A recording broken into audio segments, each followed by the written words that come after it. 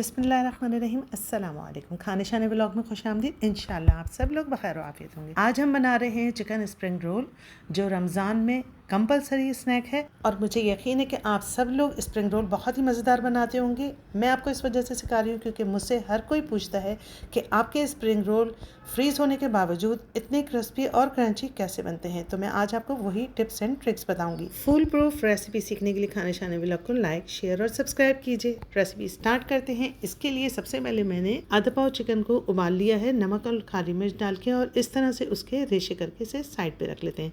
अब बाकी चीज़ों में जाएगी एक गाजर, एक बड़ा बंद गोभी, इसको हम साफ़ करेंगे, और ये एक प्याज है जिसे मैंने छील के धो लिया, और ये है अंडा पट्टी या स्प्रिंग रोल की स्क्वायर वाली शीट्स। अब ये है मेरा स्लाइसर ब्रोनो का, जो मेरी शादी का है। आपको इसकी हालत से ही अंदाज़ा हो रहा होगा। आज मैं आपको इससे कटिंग करना भी सिखाऊंगी। ये इसका ब्लेड है जो कम और ज़्यादा हो सकता है, और इधर से इसे कम और ज़्यादा कर सकते हैं ईजीली। और इसके अंदर आप कद्दूकश भी कर सकती हैं। थोड़ा मोटा वाला कद्दूकश करने के लिए ये वाले ब्लेड्स हैं, ये यहाँ से कंट्रोल होते हैं। इसको ऊपर करेंगी तो ये ब्लेड खुल जाएंगे, और जब आप इसे टर्न करेंगी तो ये ब्लेड अंदर चले जाएंगे। मुझे बंद गोभी को जितना मोटा रखना है मैंने उतना ब्लेड खोल लिया है, और बंद गोभी के ऊपर वाले पत्ते जो हैं उसे निकाल लेंगे, और निकाल के बंद गोभी धो लेंगे। इसे फेंक दें, और बंद गोभी धोने के बाद इसको हाफ़ करूँगी ताकि हमें स्लाइस करना जो है वो आसान भी हो, और यही लेंथ इसकी हमें चाहिए होगी। तो देखें, इसका ये जो डंठल है ये तिकोन होता है। मैं इसको दोनों साइडों से बिल्कुल इस तरीके से स्लाइस करूँगी कि आखिर में सिर्फ डंठल बचेगा। तो पहले चेक कर लेते हैं कि हमें इतने मोटे जो है वो स्लाइस हुए हुए चाहिए। तो बस ठीक है, इतने पे ही मैं इन्हें स्लाइस करूँगी। इस तरह से आड़ा आड़ा स्लाइस करती जाऊँगी। थोड़ी थोड़ी देर बाद इसकी साइड चेंज करूँगी ताकि ये यहाँ से और यहाँ से इस तरीके से डायरेक्ट जो है वो हमारा स्लाइस होता जाए, और आखिर में डंठल बच जाए। इससे हमारा टाइम भी वेस्ट नहीं होगा और हमारी मेहनत भी बचेगी, और हमारे जो इंग्रेडिएंट्स हैं वो भी वेस्ट नहीं होंगे। तो देखिए कितने अच्छे से और ये स्लाइस हो गए हैं। तो बस ये पीछे का थोड़ा सा पार्ट रह गया है, इसको भी मैं स्लाइस कर लूँगी बैक साइड से इसकी। फिर सिर्फ बीच का हार्ड जो इसका डंठल होता है वो बचेगा इस तरीके से। बाकी बंद गोभी भी मैं इस तरीके से स्लाइस कर लूँगी। तो ये सारा बंद गोभी हमारा बहुत अच्छा सा स्लाइस हो गया, कितना मिनटों में स्लाइस हो गया। तो चलें अब गाजर कद्दूकश कर लेते हैं। इसके लिए मैंने ये ब्लेड खोल ली है, और हमें गाजर जो है वो जितनी थिकनेस रिक्वायर है उतना आगे का ब्लेड भी हम खोल लेंगे, और गाजर को छील के धो लिया था, और इस तरह से मैं इसे कद्दूकश कर लूँगी। बिल्कुल इसी तरह आगे वाला ब्लेड आप थोड़ा मोटा खोल के फ्रेंच फ्राइज भी कट कर सकती हैं, बहुत इजीली और जल्दी से हो जाएंगे।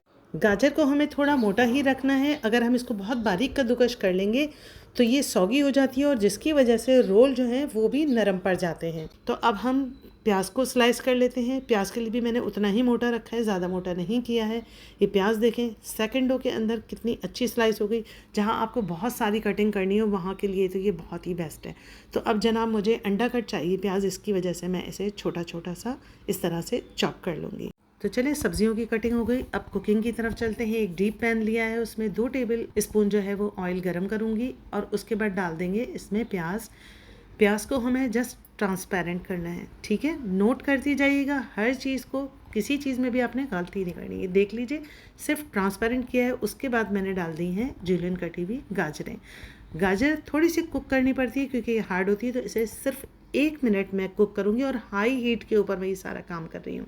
1 मिनट बाद सारा बंद गोभी भी इसमें मैं डाल दूँगी, और बंद गोभी भी हमको 1 मिनट ही कुक करना है, इससे ज़्यादा कुक नहीं करना है। बस 1 मिनट होने से पहले पहले मैं इसके अंदर मसाले भी डाल लूँगी। जो 1 टेबल स्पून चिली फ्लेक्स हैं, ½ टीस्पून नमक है क्योंकि सोया सॉस भी जाएगा, काली मिर्च डाल रही हूँ 1 टीस्पून। आपको ज़्यादा काली मिर्च पसंद है आप 1.5 टीस्पून कर सकती हैं, और 1 टेबल स्पून इसमें मैंने सोया सॉस डाला है। याद रहे कि आँच हमारी बिल्कुल फुल होनी चाहिए, और इसे बहुत अच्छा सा मिक्स देंगे कि मसाले सारे मिक्स हो जाएं। तो ये देखें, बस इस स्टेज पे हमें चूल्हा बंद कर देना है। देख रही हैं आप, ना इसका कलर ख़राब हुआ है और ना ही ये सौगी हुई हैं। चूल्हा बंद करने के बाद मैं इसमें चिकन डालूंगी क्योंकि चिकन हमारी कुक है। चिकन और वेजिटेबल्स को एक क्विक मिक्स देंगे, और उसके बाद इसे खुले मुंह के बर्तन में निकाल के फैला देंगे ताकि ये बिल्कुल ठंडा हो जाए। इसे फिल करने से पहले ठंडा करना लाजमी है। इन छोटी छोटी बातों का ख्याल रखने की वजह से आपके स्प्रिंग रोल जो है वो बहुत ही क्रिस्पी और क्रंची रहेंगे, चाहे आप उसको 1 महीने तक फ्रीज़ करके इस्तेमाल करें। तो अब ये मैंने 2 टेबल स्पून मैदा लिया था, इसमें थोड़ा सा पानी डाल के स्लैरी बना लिए, जिसकी से हम अपने रोल जो हैं वो बाइंड करेंगे। तो अब ये मैंने मांडा पट्टी लिए, शीट्स लिए स्क्वायर वाली। अब आप कह रही होंगी मैं इसे कट क्यों कर रही हूँ, तो जनाब इसे मैं इसलिए कट कर रही हूँ ताकि हमारे डबल रोल बने। मतलब अगर ये 12 शीट्स हैं तो हमारे 24 रोल बनेंगे। और दूसरी इसकी वजह ये है कि जब हम पूरी शीट के रोल बनाते हैं तो वो बहुत ज़्यादा रोल हो जाते हैं और अफ्तारी बनाने का टाइम बहुत शॉर्ट होता है। उसमें हम जल्दी जल्दी उन्हें फ्राई करके निकाल लेते हैं, जिसकी वजह से अंदर की शीट्स जो हैं वो कुक नहीं हो पाती और वो थोड़ी ही देर बाद बिल्कुल सॉगी हो जाते हैं। इस वजह से भी आप लोगों के रोल जो हैं वो नरम बनते हैं या नरम हो जाते हैं थोड़ी देर बाद। तो अब जिस तरह से आप देख रही हैं उस तरह से मैंने 2 टेबल स्पून के जितना मिक्सर लिया है और एक किनारा पकड़ के उसको बिल्कुल टाइट से मैं रोल करूँगी। किनारे के ऊपर स्लैरी लगाऊंगी और इसी तरह इसको टाइट रखते हुए रोल करती जाऊंगी इस तरीके से। तो ये देखें कितना खूबसूरत सा छोटा सा मुन्ना सा प्यारा सा हमारा रोल तैयार है। अब एक और रोल बना के दिखाती हूँ मैं आपको, सामने की साइड से ज़्यादा अच्छे से समझ आ जाएगा। मिक्सर उठाएंगे, बिल्कुल सेंटर में रखेंगे, पहले कॉर्नर पे स्लैरी लगा लीजिए। इस तरह आपका हाथ फ्री हो जाएगा स्लैरी लगाने के लिए। दोनों तरफ की पट्टियाँ उठा के एक के ऊपर एक रखेंगे, इसे टाइट करेंगे, मसाले को अंदर कर देंगे और एक किनारे को उठा के दबाते हुए मिक्सर को बिल्कुल टाइट से इस तरह से रोल करते जाएंगे जिस तरह से आप देख रही हैं।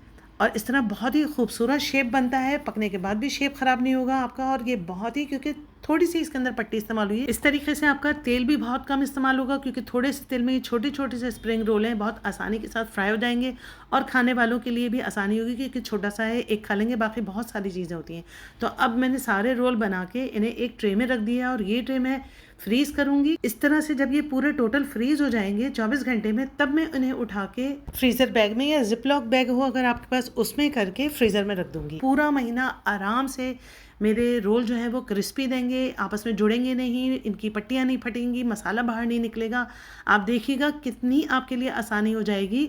ये रोल ज़रा से भी ख़राब नहीं होते और पूरा महीना ये आपके क्रंची और क्रिस्पी फ्राई होंगी। 2 रोल मैं सिर्फ आपको तल के दिखा देती हूँ कि किस आंच के ऊपर और किस तरह से थोड़े से तेल में ये फ्राई हो जाएंगे और कितने क्रिस्पी बनेंगे। आंच हल्की रखिएगा, क्योंकि हल्की आंच के ऊपर अंदर तक की लेयर सिक जाएगी। वैसे इसकी सिंगल लेयर है, आपको ज़्यादा टाइम नहीं लगेगा, लेकिन हल्की आंच के ऊपर सिकेगा। और जब ये ऐसे गोल्डन हो जाएं तो फिर इन्हें निकाल के केचप के साथ या चटनी के साथ सर्व कर दीजिएगा। तो जनाब ये सारे रोल जो है मैंने रमज़ान के लिए बनाए हैं, इसलिए मैं इन्हें फ्रीज़ कर दूंगी। ये 2 रोल मैंने आपको सिर्फ डेमोन्स्ट्रेट करने के लिए दिखाएं। इंशाल्लाह अगर आपने एक बार इस तरीके से रोल बना लिए तो आप सारी ज़िंदगी इसी तरह से रोल बनाएंगी। तो इस रेसिपी को आप अपने फ्रेंड्स एंड फैमिली के साथ ज़रूर शेयर कीजिएगा ताकि उन सब का भी फ़ायदा हो जाए।